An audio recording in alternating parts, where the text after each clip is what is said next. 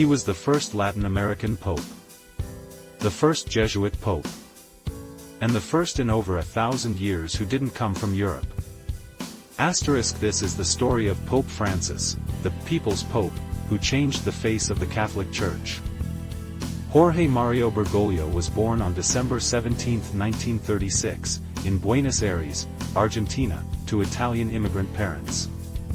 His father, Mario, worked as a railway accountant, and his mother, Regina, was a devoted homemaker raising 5 children. From a young age, Jorge was quiet, thoughtful, and spiritual. He loved soccer and tango music and dancing, but his true calling lay elsewhere. At age 21, Francis had part of his right lung removed due to a severe infection. This never stopped him from traveling or speaking in public for hours. In his youth, Francis worked as a nightclub bouncer in Buenos Aires.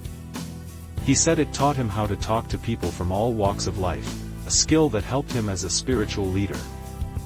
Before priesthood, he studied chemical engineering at a technical school and even worked as a bouncer and janitor, jobs that taught him humility and resilience.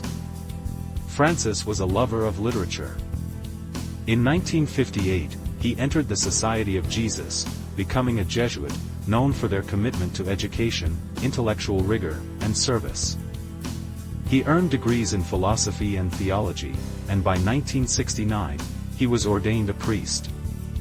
We must restore hope to young people, help the old, be open to the future, spread love. Be poor among the poor. Pope Francis. As provincial superior of the Jesuits in Argentina, during the dark days of the Dirty War, Bergoglio quietly helped shelter and protect those targeted by the military regime, a moral stand he rarely spoke about, but which saved lives. In 1998, he was appointed Archbishop of Buenos Aires. But he lived in a small apartment, cooked his own meals, and rode public buses. This humility caught the world's attention. In 2001, Pope John Paul II elevated him to cardinal. Even then, he was known to sneak out at night to feed the homeless. Then, on March 13, 2013, the world was stunned. Habemus Papam. We have a pope. Cardinal Bergoglio was elected pope and took the name Francis, after street. Francis of Assisi, the patron saint of the poor and the environment. A name that symbolized humility, compassion, and simplicity. His favorite dish? Spaghetti with olive oil and garlic.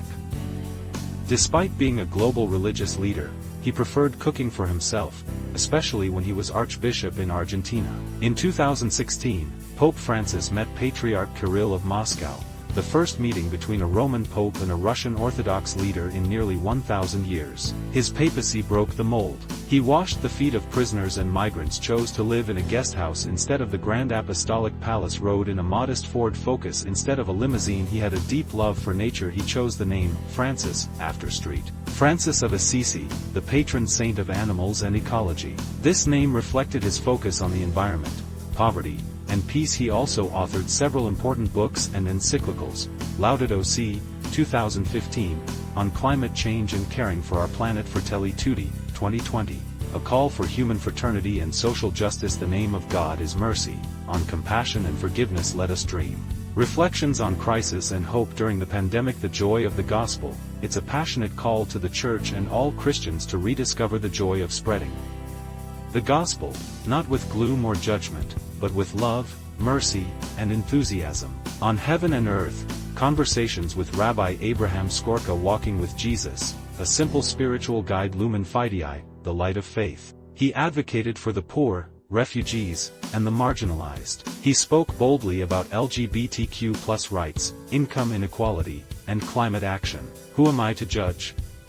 His famous response when asked about gay Catholics, which sent shockwaves around the world. A little bit of mercy makes the world less cold and more just. He met with Muslim, Jewish, Buddhist, and secular leaders, preaching peace and unity, even signing a historic document on human fraternity with the Grand Imam of Al-Azhar. But his time wasn't without controversy. Some conservatives saw him as too progressive, too willing to challenge centuries-old traditions. Still, millions saw in him a living example of Christ's message. He emphasized mercy over judgment, service over power, and love over rules. He made confessions more accessible, and told priests, "Don't be little monsters." In his final years, Pope Francis battled health issues, including lung problems and limited mobility. Yet, he continued to appear in public, even delivering a final blessing on Easter Sunday 2025.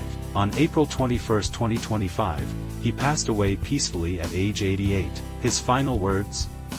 A simple thank you to his caretaker, a quiet nod to the humility that defined his life. Per his wish, he was laid to rest not beneath St. Peter's Basilica, but at Santa Maria Maggiore, the Roman church he loved most. Pope Francis will be remembered not for the grandeur of his title, but for the gentleness of his spirit, the bravery of his message, and the love he showed the world. The measure of greatness is not in titles, but in how we serve the least among us. Before entering the seminary, he had a crush on a girl, and he once told a friend that if she didn't accept his proposal, he'd become a priest. Turns out, she didn't, and he did.